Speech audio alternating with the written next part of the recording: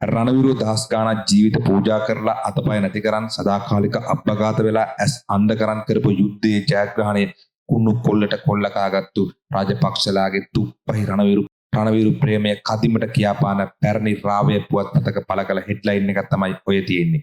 අදට රාජපක්ෂලා තමුන්ගේ දූෂිත ජනතා ද්‍රෝහී චෞර දේශපාලන භාවිතාව වහගන්න ඔළුව උස්සන්න පාවිච්චි කරන්නේ මේ යුද්ධ ජයග්‍රහණය කියන කාරණේමයි.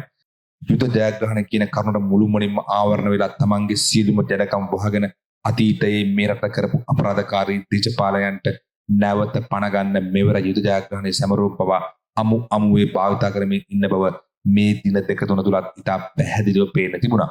මේ යුද්ධ ජයග්‍රහණය අමුවෙම විකුණලා කුණු කොල්ලයට බලය අරන් රාජපක්ෂ පවුල් පිටින් එකතු වෙලා මේ රටට කළ හැකි සියලු අපරාධ කළා. මේ රට බංකොලොත් කරලා මේ රටේ මිනිස්සු තෙල් ගෑස් පෝලිං වල මැරලා වැටෙන තැනට රටපත් කළා. රෝගීන්ට බෙහෙත් නැතුව මැරලා යන තැනට රට ඇද වැට්ටුවා.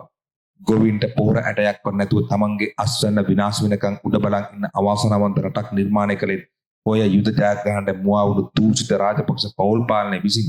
ඒ වගේම මේ රටේ ශ්‍රේෂ්ඨාධිකරණය විසින් මේ රට බංකොලොත් කිරීමේ ප්‍රධානතම වගඋත්කරුවන් ලෙස මහින්ද රාජපක්ෂ, බසිල් රාජපක්ෂ, ගෝඨාභය රාජපක්ෂ යන තුන් දෙනාම නම් කරා. මේ යුද ජයග්‍රහණ සමුරව පාවිච්චි කරමින් දූෂිත රාජපක්ෂ චෞරරල නව වටයකින් මේ උත්සාහ දරමින් ඉන්නේ. ව්‍යාජ රණවිරු ප්‍රේමයක් ඉස්සරහට දාගෙන තමුන්ගේ අර පැරණි අපරාධකාරී දූෂිත දේශපාලනට යලි පණ තියෙන බව කිසිම සැකයක් නැහැ. පිල්ලයන්ට මහමැතිකම් දීපු කරුණාට නිදහස් පක්ෂයේ උපසභාපතිකම් දීපු උන් ජාතික වීරය කරපු සහ තවත් කරමින් ඉන්න දූෂිත කල්ලියයි උන්ගේ වහල්ලුයි තොප්පිකල කැලයක් කියලා කිල්නොච්චිය මැදවත් යනවා කියලා ඕන කුණකට යුද්ධ කරන්න පුළුවන් කියපු දූෂිත කල්ලියයි උන්ගේ වහල්ලුයි ත්‍රස්තවාදීන්ට ආයුධ දීපු රට බෙදපු සටන් විරාම ගහපු හමුදාව පාවල දීපු දූෂිත කල්ලියයි උන්ගේ වහල්ලුයි සරත් පොන්සේක හිරිය දාලා දස වද දෙද්දි ඒක සාධාරණීකරණය කරපු දූෂිත කල්ලියයි උන්ගේ වහල්ලුයි ගහන්නේ ලබ්බෙන් දහද්දි පවා යුද්ධය කරන්න මහින්දව පොළඹවපු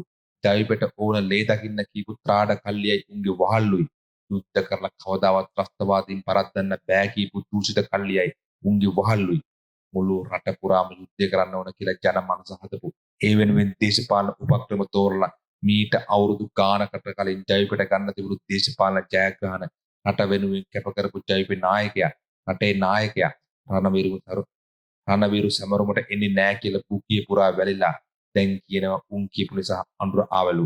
ඉතින් මට කියන්න තියෙන්නේ ඒ ආවේ උඹලට දෙකක් කියලා යන්න. කමක් නෑ. උඹලා එහෙම හරි හිත හදාගෙන ඉන්න. තව අවුරුදු 50ක් විතර උඹලට ඔය දේශපාලන මඩසූදුව කරගෙන යන්න වෙනවා. උඹලට මිනිස්සු කවදාවත් ඡන්දයක් දීලා රාජ්‍ය බලයක් දෙන්නේ නෑ. මඩෙන්ම ජීවත් වෙලා. යලිත් මේ රට තුළ යුද්ධයක් ඇතිවීම වළක්වාලීම මේ රටේ මුල් පුරවැසියෙක් වගකීම බව අප වටහා ගත යුතුයි.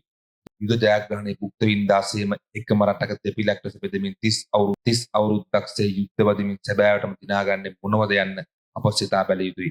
යුද්ධයකට මුවා වී විවිධ වූ දේශපාලන න්‍යායපත්‍යයන් ක්‍රියාත්මක කර වූ සැබෑ ඉදිරිවාදීන් කවුරුදයි අප සොයා බැලිය යුතුයි. ඉතින් කිසිදු වෙඩි උණ්ඩයකට පිළිදැමීමට නොහැකි වූ මනෝපෞර තව තවත් එක් වී එකමුතුව දෑත් පටලගෙන අපි අනාගතයට ආරක්ෂා කළ යුතුමයි.